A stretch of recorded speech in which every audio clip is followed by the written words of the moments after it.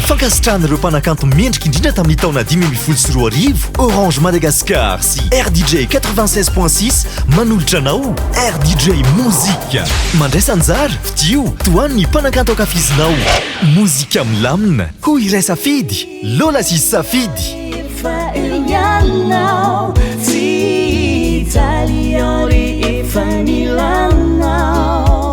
tsy ianao irery Melky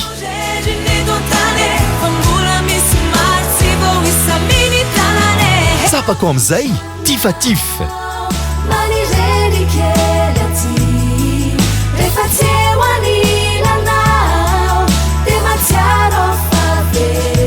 Asio fanajana Ninas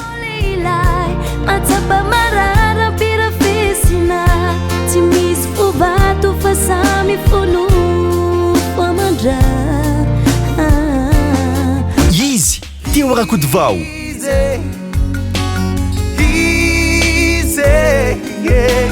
Sisi ulu kafa Kuitina na mana Uma Chance Black Nadia Sadi marar mandini kingi Nazanai Fatima mpiuva fitiava kwano you baby Alifason safidinao amin'ny SMS Orange 032 32 00766 na amin'ny SMS 033 56 00766 sy ny 034 34 00766 code MML RDJ Mozika Niamanza ny tontolo miaraka amin'ny